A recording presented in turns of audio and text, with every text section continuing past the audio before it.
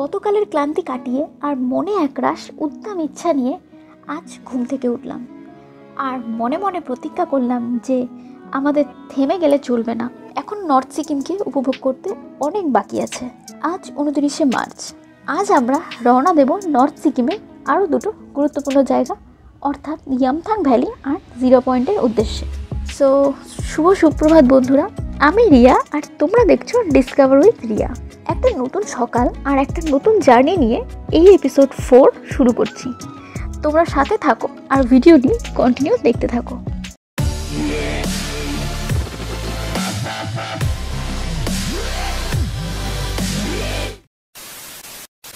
সকালের ব্রেকফাস্ট সেরে শরীরকে পুরো চার্জ করে আমরা আমাদের যাত্রা শুরু করলাম প্রথম গন্তব্য ইয়ামথাং ভ্যালির উদ্দেশ্যে।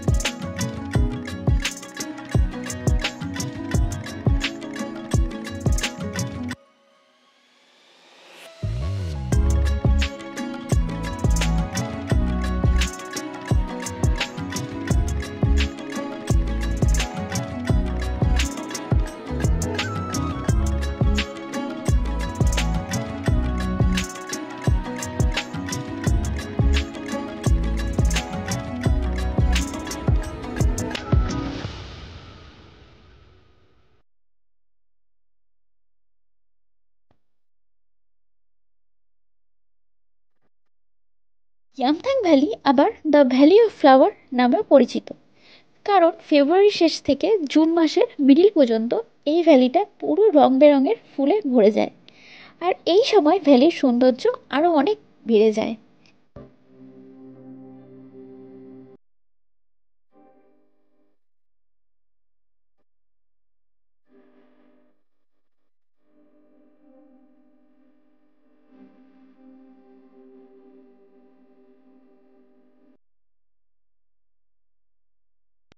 বলে রাখি, ইয়ামথাংয়ের রাস্তা কিন্তু অনেক দুর্গম, তাই পিক সিজনে পুরো রাস্তা বরফে ঢেকে যায়। তাই এই সময় রাস্তা ব্লক হয়ে যাবার কারণে পর্যটকদের প্রবেশ নিষিদ্ধ হয়ে যায়।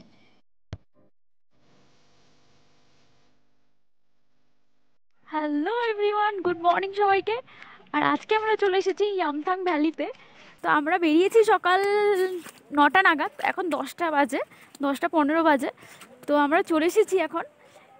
তো দেখো এখানকার ভিউ কি দারুণ লাগছে দেখতে, দেখো জাস্ট অসাধারণ। এটা হচ্ছে ইয়ামথাং ভ্যালি। আরও যাবো, আরও তোমাদেরকে সব কিছু দেখাবো, তো তোমরা কন্টিনিউ দেখতে থাকো ভিডিওটা। চলো।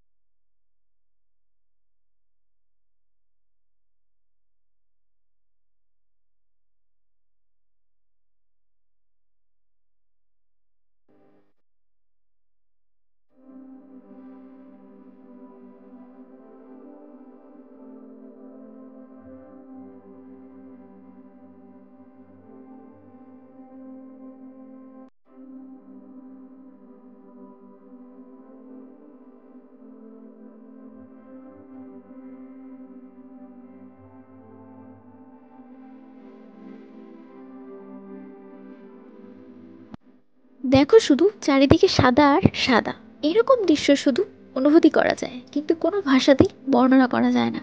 নর্থ সিকিমের one of the best place এই ইয়ামথাং ভ্যালি।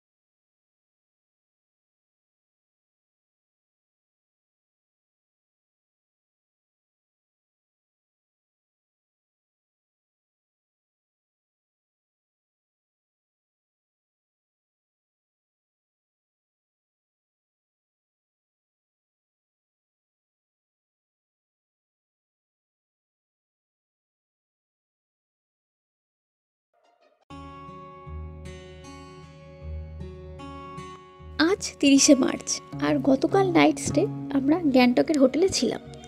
সকাল সকাল ব্রেকফাস্টটা সেরে নিয়ে আমরা আবারও পায়চারি লাগালাম এমজি মার্গের দিকে। চলো তোমাদের সকালের এমজি মার্গের সাথে একটু পরিচয় করিয়ে আসি।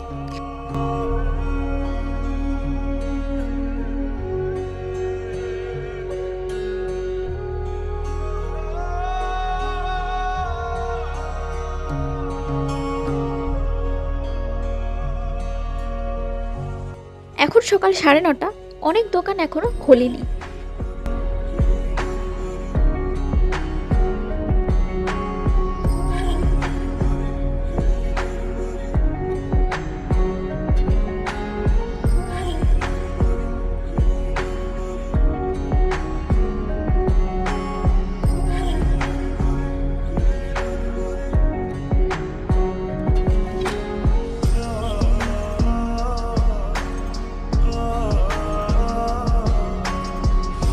সকালের এমজি মার্গের পরিবেশটা কিন্তু বেশ মনোরম, বেশ নিরিবিলি, বেশি হইহুল্লোড়ও নেই।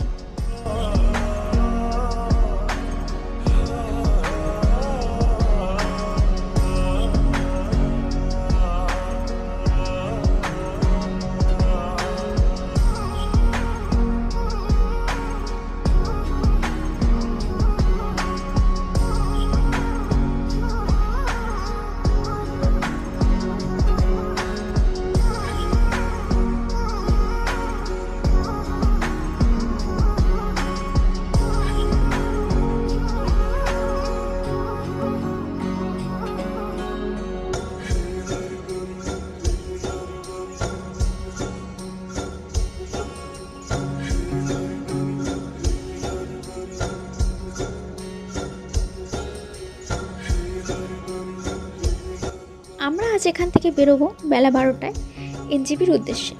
গ্যাংটক থেকে এনজেপি পৌঁছতে প্রায় 4 থেকে 4.5 ঘন্টা মতো লাগে। আর আমাদের ট্রেন আছে আজ রাত 8:40-এর পদাতিক এক্সপ্রেস।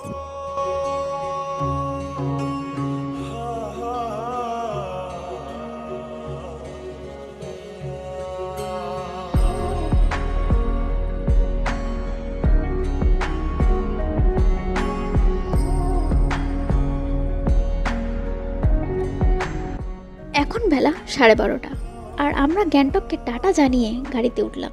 যত এগিয়ে চলেছি ঠান্ডাটা আস্তে আস্তে কমতে শুরু করলো আর বুঝতেই পারলাম যে আমরা পাহাড়কে অনেক আগেই বিদায় জানিয়ে ফেলেছি। সত্যি কথা বলতে সেদিন মনটা খুব খারাপ হয়ে গেছিল। 5 দিনের ট্যুর যেন মনে হলো কয়েক ঘন্টার মধ্যেই শেষ হয়ে গেল।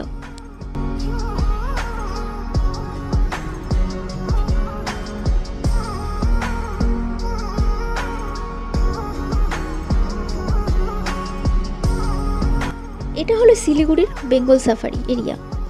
এই জঙ্গলেই সাফারি করানো হয়। তোমাদের হাতে যদি সময় থাকে তাহলে এখানে বেঙ্গল সাফারি করে যেতে পারো। এই সাফারি ডেইলি সকাল 9টা থেকে বিকেল 5টা পর্যন্ত করানো হয় আর সোমবার করে বন্ধ থাকে।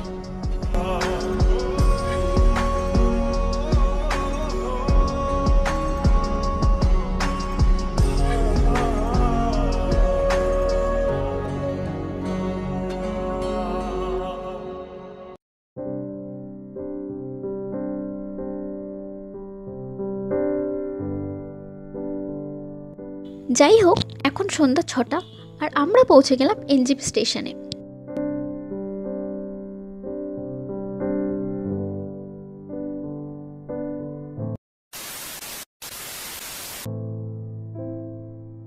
সো আমাদের নর্থ সিকিমের জার্নি এখানেই শেষ। সেদিন কিছুতেই মনকে শান্ত করতে পারছিলাম না, বারবার ভাবছিলাম আবার যেন ছুটে যাই পাহাড়ের বুকে। তাই অনেক কষ্টে নিজেকে শান্ত করলাম আর সান্ত্বনা দিলাম এই বলে যে আবারও আসিব ফিরে এই সুন্দর মায়াবী পাহাড়ের নীড়ে। সো বন্ধুরা, আমাদের নর্থ সিকিম সিরিজের এপিসোড 4 অর্থাৎ লাস্ট এপিসোড এখানেই শেষ করলাম।